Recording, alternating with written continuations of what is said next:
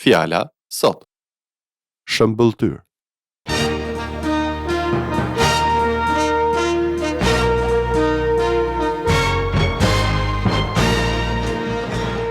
Përshëndetje dhe mirë se vini në këtë seri programesh nga pastorët Paul dhe Doug Schroeder, nga shërbesa Fjala sot. Dhe fjala për sot është shëmbëlltyr. Shumë nga ju ndoshta nuk e kanë dëgjuar ndonjëherë këtë fjalë, apo e kanë dëgjuar dhe nuk kanë menduar për kuptimin e saj. Në fjalorin e gjuhës shqipe ka disa përkufizime për të, por përkufizimi që lidhet me programin tonë të sotëm është ky. Një tregim alegorik që përmban një mësim moral, parabol. Në fjalën e Perëndis, në Bibël, gjejmë shumë të tilla. Jezusi foli me shëmbëlltyra për t'u përcjellë më mirë mesazhet e tij njerëzve që e dëgjonin. Ai përshtas ato me kohën, vendin dhe situatat në atë periudhë specifike, por ato janë absolutisht aktuale edhe sot. Ne ju ftojmë ta ndiqni këtë program në mënyrë që vetëm përmes një shëmbëlltyre të merrni mësime të jashtëzakonshme që do të jenë të vlefshme për gjithë jetën tuaj.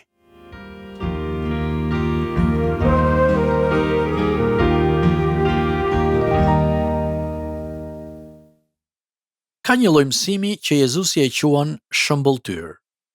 Është një histori toksore me një kuptim frymëror. Shëmbëlltyra i bënte gjërat shumë më të lehta për të kuptuar kur njerëzit dëgjonin Jezusin.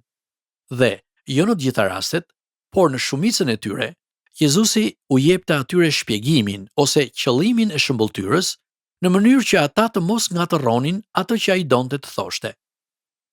Ai u tregonte dhe u shpjegonte njerëzve domethënien e çdo shëmbëlltyre. Është një nga shëmbëlltyrat që mua më pëlqen shumë dhe është vërtet shumë e bukur. Kjo shëmbëlltyr ka shumë kuptim për mua, sepse flet për përhapjen e fjalës së Perëndis. Dhe kjo është e dukshme, sepse programet tona transmetohen në Kinë, në Indi, në Afrikë, në Evropë, gati në gjithë botën. Dhe për 27 vite, ne jemi duke përhapur lajmin e shpëtimit dhe lajmin e bukur të Jezu Krishtit, shpëtimtarit ton. Kështu, ju mund ta imagjinoni se pse më pëlqen kaq shumë kjo shëmbëlltyr. Tek Mateu 13, fjala e Perëndis krahasohet me një farë. Aty flitet për dikë që ka një shport me fara apo një trast me fara dhe del në fushë për t'i mbjellë ato duke i shpërndar gjithandej. Është një shëmbëlltyr. Dhe thuhet se kjo farë përhapet kudo dhe bie në një tokë të fortë. Po them në një tokë të fortë si betoni. Kur fara bie në këtë lloj toke, asgjë nuk ndodh, sepse ajo nuk mund të depërtojë në një sipërfaqe të fortë. Në fakt, para se fara të prodhojë diçka, një zog vjen dhe e ha.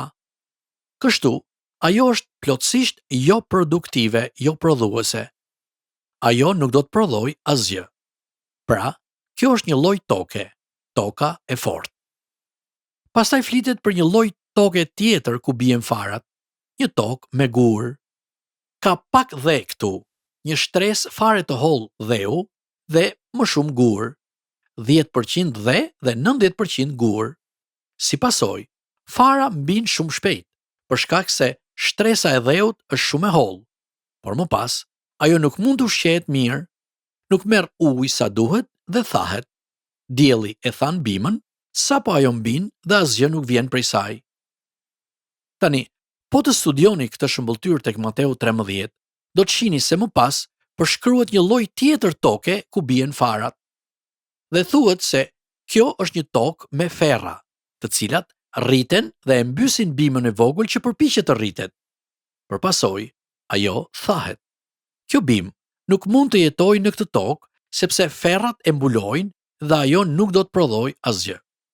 Dhe pastaj lloji i katërt i tokës është i mrekullueshëm. Është tokë e mirë dhe në këtë lloj toke bima do të jetë në gjendje të rritet, të ushqehet dhe të hedhë rrënjë të thella. Në fakt, ajo do të prodhojë fryte të jashtëzakonshme. Madje thuhet se ajo do të prodhojë 30 herë, 60 herë dhe 100 herë më shumë. Kjo bimë do të shumëfishohet sepse është në tokë të mirë. Në rastin e kësaj shëmbëlltyre, nuk ka përse të vrasim mendjen se çfarë do të thotë ajo. Po të lexojmë 5 vargjet më poshtë, vargu 18, gjejmë shpjegimin e saj. Le ta shohim së bashku.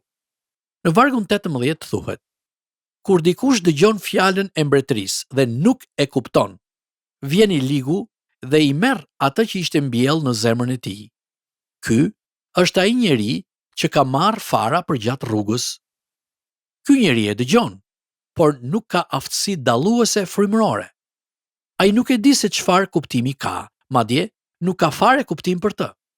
Ky njeri e dëgjon fjalën, por nuk mendon për të, nuk lutet dhe nuk e merr në konsiderat. Si rezultat, armiku vjen, në këtë rast kemi analogjinë e zogut, e ha farën dhe ajo nuk i shërben askujt. Më pas, shpjegohet se vendi me gur është një situatë kur dikush e dëgjon mesazhin dhe në fillim i duket i mrekullueshëm fakti që ai mund të ketë faljen dhe shpëtimin e Zotit. Ky njeri është shumë entuziast, por nuk ecën më tej, sepse nuk bën asnjë përpjekje për të rritur dhe nuk thellohet as pak. Kështu, kur vijnë problemet dhe përndjekjet e para, kur njerëzit e tallin që beson në Krishtin, ai kthehet pas shumë lehtë dhe thot: "E po, nuk ja vlen. Nuk e dija që përsëri duhet vuaja dhe edhe pasi u bëra i krishter. Atëherë, pse më duhet kjo?" Ky person nuk bëhet një bim shumë e gjallë, sepse ka një problem zemre. Ky person nuk ka një zemër mikpritse dhe nuk punon me zell me fjalën. Për rrjedhoj, dielli që janë problemet, përndjekjet dhe shqetësimet, e than atë dhe kjo bim nuk prodhon asgjë. Më pas, shpjegohet toka me ferra. Në këtë pjesë, përdoret një nga gjërat e këqija që hyjnë në jetën tonë. Është fjala për pasurinë. E dini, pasuria mund të kthehet në një problem të madh, sepse shumë herë njerëzit e pasur mendojnë se ata mund ta kontrollojnë vetë jetën e tyre. Ata mendojnë se kanë kontroll mbi çdo gjë. Si rezultat, ata ndihen sikur nuk kanë nevojë për Perëndin. Nëse janë sëmur, shkojnë tek mjeku. Nëse kanë probleme ligjore, marrin një avokat. Nëse kanë nevojë për ndihmë fizike, gjejnë dikë që t'ua bëj punën. Ata kanë shumë para për të bler ushqimin që u nevojitet. Ata shkojnë me pushime dhe bëjnë çdo gjë që duan. Kështu, tek Mateu thuhet: "Shqetësime tek kësaj bote." Nëse një person nuk e njeh Perëndin, ai do të shqetësohet shumë, sepse mendon se ai vetë e ka komandën.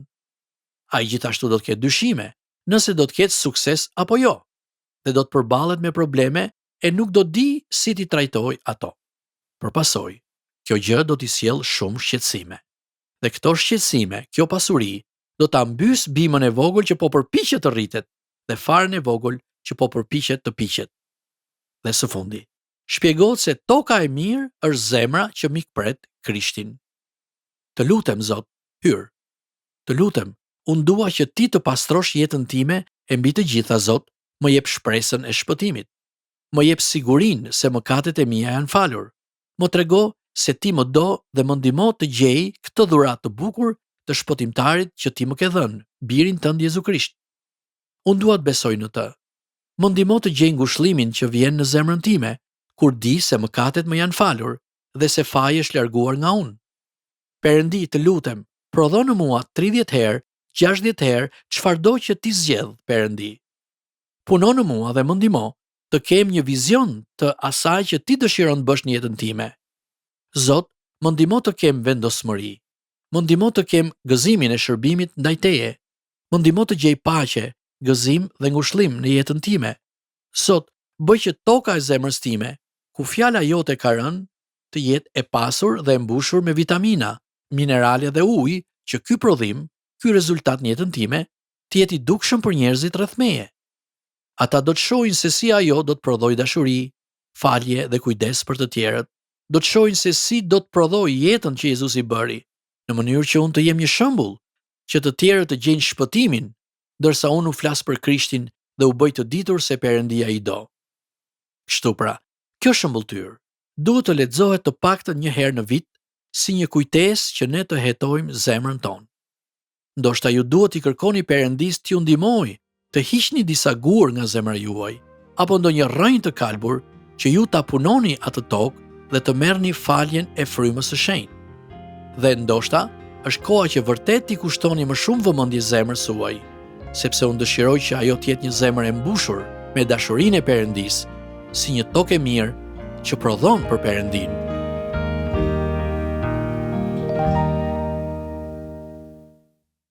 Miq të programit tonë, ne shpresojmë dhe lutemi që përmes programit të sotëm ju të keni marrë një nga mësimet më të çmuara të jetës suaj. Është shumë e lehtë të ndikohemi nga bota sot dhe të kemi një zemër të ngurtësuar, por ne ju ftojmë ta hapni zemrën tuaj dhe ta bëni atë një tokë të përshtatshme për punën e Jezus Krishtit. Për të mësuar më shumë për këtë, dhe nëse doni të mësoni më shumë për Jezusin, na shkruani në adresën tonë postare TWR Albania, kutia postare 130 Tiranë, ose në email twralbania@gmail.com. Këtë program mund ta dëgjoni në YouTube në kanalin TWR Albania, playlista Fjala Sot 2026.